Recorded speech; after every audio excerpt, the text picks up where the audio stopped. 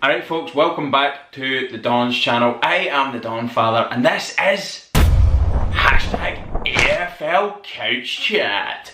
I'm going to be doing my round 4 of the 2020 AFL season predictions, and these will be my predictions for the AFL tipping comp also that I've got running. It's the Don's channel AFL tipping comp, so if you want to join that, check that out.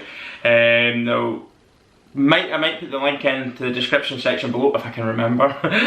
So if it's not there, apologies, but I'm sure someone can steer you in the right direction if you do leave a comment.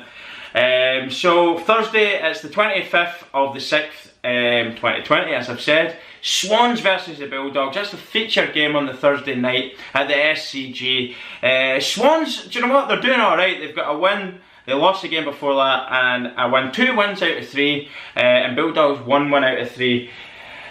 Swans, they played, it was a bit, it was a decent performance from the Swans. They deserved to win in the end against North Melbourne at the weekend. They won by 11 points, and do you know what, I think that's just the way it's going to be for the Swans. It's going to be a battle for them to get wins. When they do get the wins, it's going to be a battle, and when they lose, they'll probably battle. And I see this game kind of being like that there as well against the Bulldogs. The Bulldogs were mightily impressive at the weekend, but I do feel that if they lose a game, the Bulldogs, their confidence will be right out of them. They need to back that last win up with another win. To sort of keep that, I think a lot of people, including myself, saw the Bulldogs as being a little bit better this year than what we've seen so far. I think the performance against the Giants at the weekend showed that they've got the battle in them still, but there's a huge loss. I think Dunkley's out for a while, so he's going to be a huge blow, but I'm sure they've got enough in reserve to be able to give the Swans a game. I'm actually predicting in this one a Bulldogs away win. I made the mistake of not backing them against the Giants last week, and they absolutely rolled over the top of them. Maybe the scoreline didn't suggest that. They only won by 24 points against the Giants at the Marvel last week.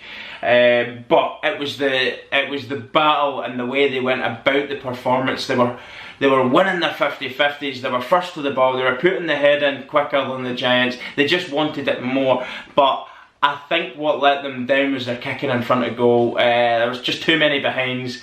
They need to be a lot more accurate in their shooting. I've been quite critical of them over the last few weeks in terms of that.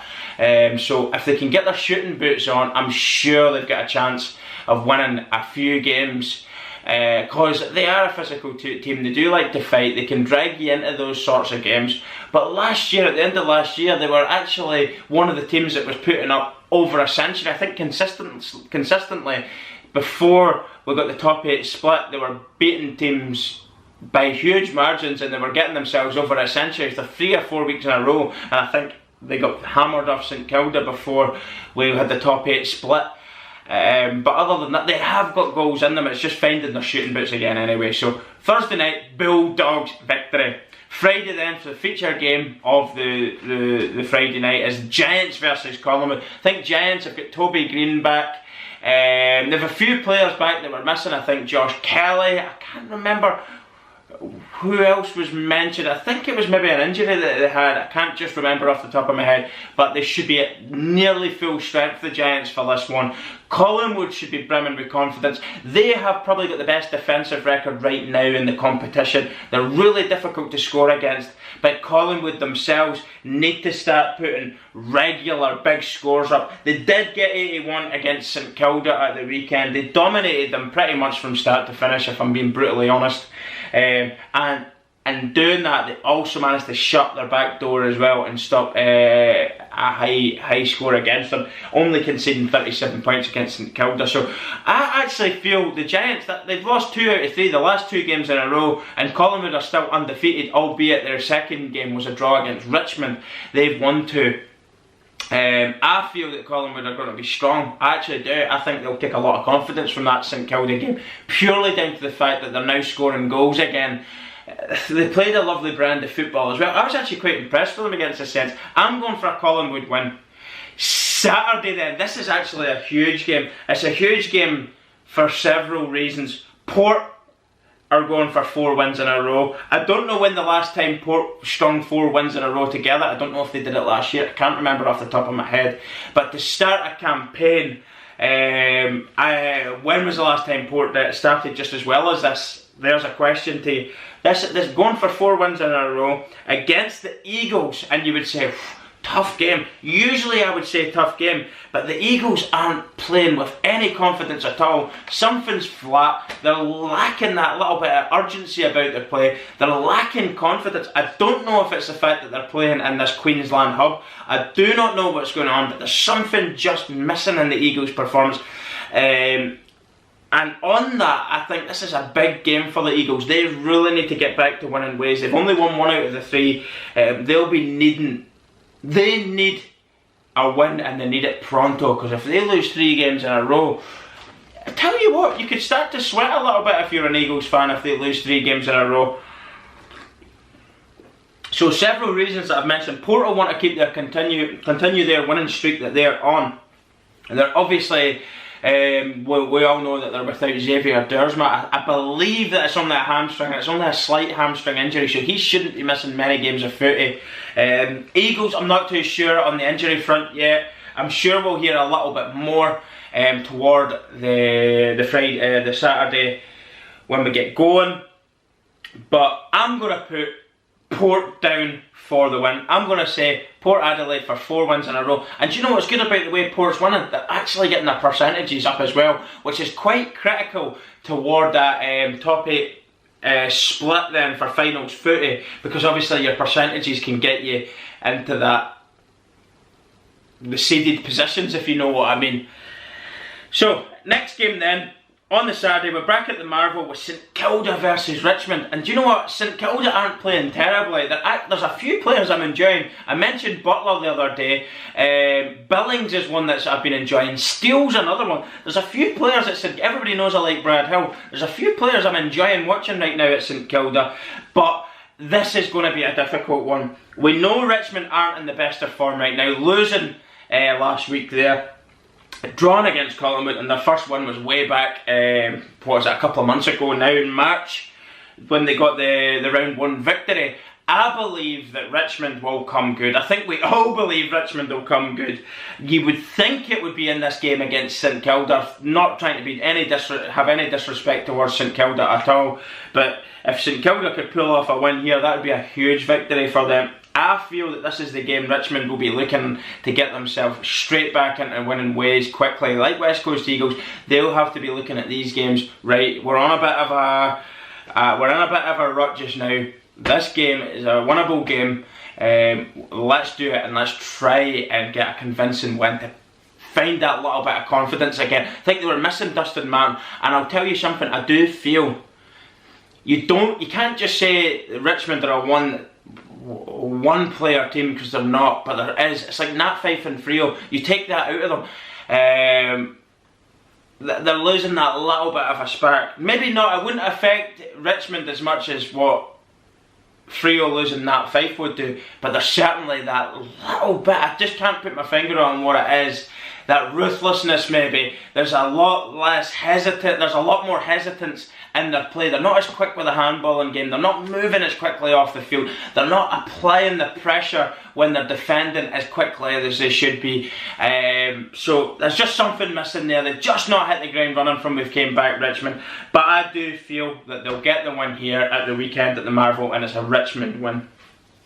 Essendon Carlton will be going ahead. Of course, we all know about the coronavirus situation that Essendon found themselves involved in, and I actually feel that from what I've read today, it's quite positive news. There's only 2 players, of course, one of them being Connor McKenna, who actually has returned a negative test after returning a positive test. He's now so I'm really not sure how this has all happened. If the medical experts aren't sure, how the hell are the normal footy fans like us supposed to understand this? But Connor McKenna and the latest test is negative for coronavirus, but I presume they'll still keep him in isolation, even though he's asymptomatic, just to be extra precautious. And I believe the rule that they said he broke a rule visiting his foster family, that in itself as well, protocol there, he actually never broke any protocol either.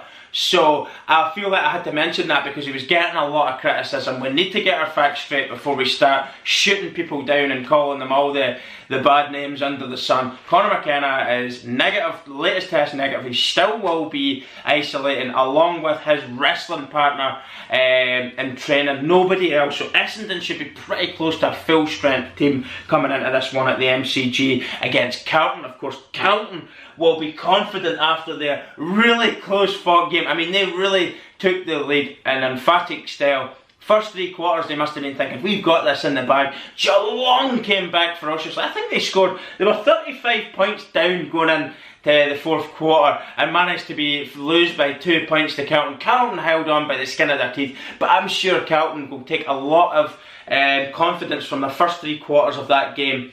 Obviously they defended for their lives in the last quarter, but they've still seen it out, and a victory is a victory, winning 79-77 against Geelong down in Cardinia. And I believe Carlton are the first team in many's a year, I don't know if I read it was about 15 years, to lead every single quarter down at Cardinia, down against Geelong. So good record for Carlton to get there, not an easy thing to do, and they managed it. So Carlton against Essendon then.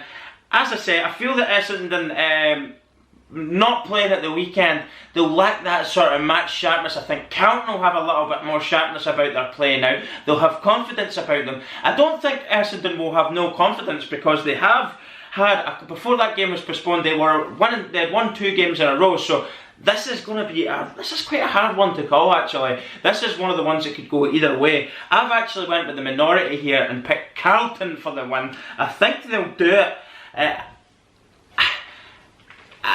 I'm looking forward to it, I actually am, because I think it'll be a good footy game this. It could be an arm wrestle, but it could also be quite a physical battle as well. Both teams need their big players to step up because it might come down to shooting from set shots in this one. If you're not kicking straight, you're not kicking well, that could be the reason why you win or lose this. I think it could be that close. So taking your chances when they come about. I don't think either team's going to dominate the other, where if you miss and you get more behind, you'll still win anyway because you'll be so dominant. So it really is going to be, when you do get your opportunities, you're going to have to take them. I think Eddie Betts was in inspired form. Casbolt as well. A couple of players to mention there. Patrick Cripps, one of the best players without a shadow of a doubt.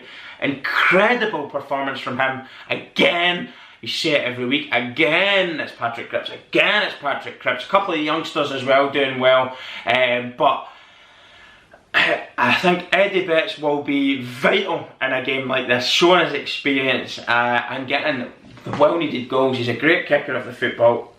Carlton win. This is quite an interesting one because Freo are being well down in their luck. We're back at the Metricon with the Gold Coast Suns against Freo on Saturday still. Obviously Freo losing all their 3 games that they've played so far, and Gold Coast Suns been absolutely incredible. Not only are they winning, they're playing an amazing brand of footy. Let me tell you, they're so quick to get going. There's no messing about. When they pick up that share and they've got one thing on their mind, and that's to drive forward, and they're playing. You can't say they've got a style of footy, they're just playing attacking footy, whether it's quick handballs or just route one, kick it down the field to a big player like King up there. King's a player I've really enjoyed. Rowell, who I call Wowell. They've got Miller in there, Took Miller, I think he's been brilliant. There's another young lad, I can't remember his name, I think he's came through it, the Gold Coast Suns. I mentioned his name at the weekend, I wonder if I got it wrote down. I have to mention his name because he deserves it. He played really, really nice stuff. I don't know if I have or if I haven't. That's a shame. It might be after this page. I need to find it. He is worth a mention if I can find him. Here we go. McPherson played well. It wasn't him. It was Buderick. I think that's how you pronounce it. Buderick. He's another young player, young gun. I think he's about 19. He's a player to watch along with Wowell. And as I said, McPherson as well. Great player, him. So I'm quite excited about watching Gold Coast Suns again. Freo, there's no confidence in this football club right now. They can't keep relying on that Fife to pull them out of a hole and inspire them. They need their other players in that dressing room to get them out of this rut. I don't think they're going to be able to do it, actually. I'm just going to go there and say, right now, I believe Gold Coast Suns are going to, dare I say it, are going to have 3 wins in a row. This is a team that lost 19 straight games. I couldn't give them any praise whatsoever last year. They were dire to watch. It was actually frustrating knowing that they were in the competition because it was a guaranteed win. It's making the predictions a lot more enjoyable now because playing the Gold Coast Suns, it isn't a given victory anymore. And I'll tell you something, teams like Adelaide Crows and Freo, they need to watch themselves. Of course, they hammered the Crows. I don't know if they're going to hammer Freo. I don't think Freo will roll over like that. But I do think Gold Coast are brimming with confidence and quality now as well, being the key word. There's a lot of quality in that footy side. There's no reason why they can't go. And do you know what? We're actually playing teams off the park here. Let's keep fucking doing what we're doing and we'll see where we are come the finals footy. They could get themselves there. Honestly now, it's about backing yourself. They've got young guns in there. They've got experienced players that are playing some lovely stuff too. It's a team, I've got to be honest with you, I'm enjoying watching them. I'm actually enjoying watching them. Anyway, this is about tipping. This is about predictions. Gold Coast for the win. That's the last game on Saturday. So on to Sunday then. Lions versus the Crows at the Gabba. I'm not going to bore you with my prediction here. Lions are playing good stuff. Lockie Neal. Lockie Neal. What a player. Don't know if Zorko's back. Zorko, a huge key figure for them. Charlie Chopper, the old Harley Chopper. Charlie Chopper Cameron, leading the goal kicking charts right now for the Coleman Medal, I believe, with 9 goals. He's a player I love. There's so much quality in the Lions. And Crows, this is going to be an embarrassing scoreline. I actually predict over a century for the Lions against the Crows. I think they're going to hit over 100 mark, and I think it's going to be about 60 odd points they're going to win by. This is going to go from bad to worse for the Crows. Something seriously has to change at this footy club, whether it's a change of leadership within the footy club. I'm not even going to blame the coach. I think it's more deep rooted than that. It's the footy club's culture right now. Serial losers right now off the field. Some of the stuff that's being said, so amateur. When you've got amateur things going on off the field, bringing negative press to the footy club, it's not good. It does have an adverse effect on the playing side. Whether you say bullshit, they're professionals, they should be able to go out and play a game. I don't care. I've seen it time and time again in other sports where clubs haven't got their house in order and it's got a negative impact on the playing staff. There's when you've got uncertainty in your playing staff, you don't have that same sort of confidence, that camaraderie with each other. There's a whole lot of negative things going on there, and I see the Crows getting absolutely hammered. I'm actually now going to go out on a limb and say they're going to get wooden spoon this year. Above Carlton, above Freo. I think Freo are going for a bad spell. I don't think they'll be in that position for too long. I do think they'll get wins. I don't see it being this weekend, as we've already discussed. I think Lions are strong as hell. I don't know if they're stronger than last year, to tell you the truth. The Lions, obviously Luke Hodge not playing anymore. What a man that guy is. What a football player. What a captain, leader, legend. They've lost him. So it'll be interesting to see when we get near the business end of the year how the Lions do. But right now, Lions are going to smash the Crows. No problem at all. Lions win. So on to another game. Melbourne obviously were due to play Essendon. That game was postponed. They're playing Geelong at the MCG. Geelong will want to bounce back. They are following the same form as what they finished 2019 in, aren't they? Lost, win, lost, win, lost, win. Their 3 games this year so far have been a loss, a win and a loss. I'm going to go on that pattern and say they're playing Melbourne, who have actually won a game. They're not terrible, Melbourne. They're not great, they're not terrible. They're meh. You know what I mean? They're just meh. You know, I've got respect for the footy club and the players that go out there. I just think they're just meh. Geelong for the victory here. I think they'll bounce back. They played well in that last quarter. They ran out of time, didn't they? I think all Carlton fans can be honest with themselves here and say if we were playing 20-minute quarters, Geelong probably would have got us there. They probably would have got us there. But they're not playing 20-minute quarters. You need to start early. You need to your first half scoreline is huge right now, huge. I can't stress it enough. I'm saying it in every video I do. Because of the shortened quarters, you need to hit the ground running. If you can get a commanding lead in the first half, it's going to make it very difficult for teams like Geelong, your Hawthorns, your Richmonds, your Collingwoods, your big teams to finish stronger, because they're going to run out of time. It's putting them under pressure, putting them under a lot of pressure. I feel Geelong's going to be too strong for this one. They're going to bounce back, they're going to win. I think their senior players played really, really well the week before against Hawthorn. Obviously lost to Carlton. I think they'll bounce back and they'll beat Melbourne. Geelong win. So on to the last game of the weekend. I think, and I've started this one, this is a tough game. This is a tough game, and that's credit to North Melbourne. I think North, where was their scoreline at the weekend there? Just double check here quickly for you. Apologies, 1 wee second till I check. North, they got beat off Swans, that's right, by 11 points. It was an arm wrestle of a game throughout. From first quarter to fourth quarter, there wasn't a lot between the two sides. But before that, so they've lost it at a small margin. They weren't bad in that game against Swans, but they won the 2 games before that. I was actually enjoying them. There's players in that team that I'm really enjoying tuning into. So that's why I think this will be a difficult one, Hawthorn. Hawthorn, they're a good side. They've won, lost and won. I believe Hawthorn will actually have a decent year this year. They could realistically get top 8. There's going to be some fallers from last year's top 8, I believe. Honestly do. And there could be ones that were this year being shorter quarters and shorter season that could find themselves in top 8 that wouldn't normally get in there. And I think Hawthorn obviously missed out last year. I think that they could be one of those teams that might actually make it in. I actually do. Strangely enough. It's a tough one to call. This was probably one of the hardest ones for me to predict over the weekend. A lot like Carlton and Essendon, very tight, not much between them. But I'm going to go for the Hawthorn win. There you go. So just quickly running through my predictions again. My winners Thursday, Bulldogs. Friday, Collingwood. On the Saturday then, Richmond, Carlton, Gold Coast Suns, and Port Adelaide. Sorry, it was the first game on Saturday. I missed them. I just overlooked them there, sorry. Port, Richmond, Carlton, Gold Coast Suns on Saturday. On Sunday then, the Lions, Geelong and Hawthorn. There you have it. Let me know your predictions as well in the comment section below. And if you haven't joined the AFL Tipping Comp, it's the Don's channel, AFL Tipping Comp.